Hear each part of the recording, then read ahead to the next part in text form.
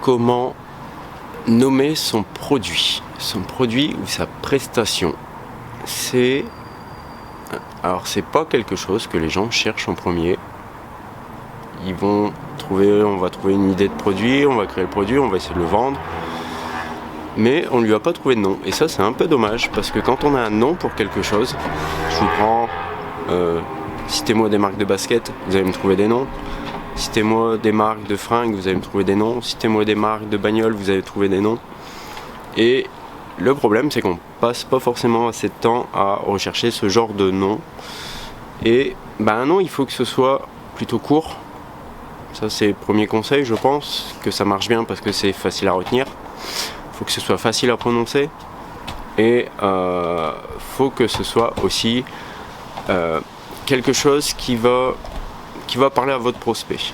Par exemple, disons que je fais une formation de coaching, une formation qui va apprendre aux coachs à vendre leur prestation de coaching. J'ai une astuce qui marche très bien pour vendre du coaching, et cette astuce-là, c'est un petit peu jouer avec la psychologie du client pour lui faire accepter une séance de coaching. Et cette méthode-là, moi je l'avais appelée coach hacker. Coach hacker parce que vous allez apprendre à vendre une prestation de coach, mais en détournant un petit peu ce côté tu me verses de l'argent, je te fais une prestation. On zappe un petit peu ce truc-là et on hack le cerveau en fait du client. Ça parle beaucoup au coach, c'est un produit qui s'est bien vendu, etc., etc. J'ai fait du référencement.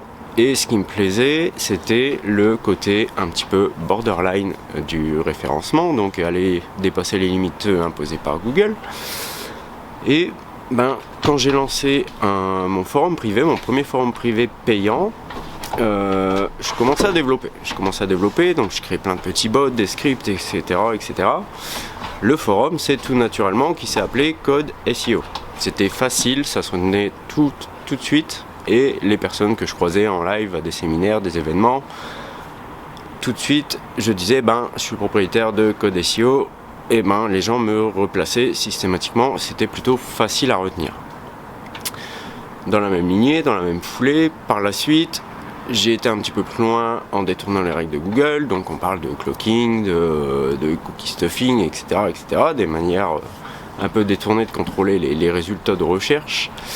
Et là j'avais créé un blog qui s'appelait La Faucheuse. Et là forcément les gens ils avaient quelque chose en tête. Et c'est pareil, quand on me croisait, c'était toi c'est La Faucheuse, c'est ça. Donc on retenait facilement le nom de soit du produit, soit du blog. Mais c'était quelque chose facile à retenir. Quand j'ai créé mon petit bulletin trimestriel, le premier, l'objectif du truc c'était de donner des astuces qui permettent d'être beaucoup plus qui permettait d'être meilleur que la concurrence en fait. C'était des astuces pour avancer beaucoup plus vite. Et dans ma tête, pour moi c'était faut que mes abonnés deviennent des parasites pour leurs concurrents. Donc c'est tout naturellement que j'ai appelé mon trimestriel le parasite. Alors au début c'était même débile parce que je l'ai appelé le petit parasite.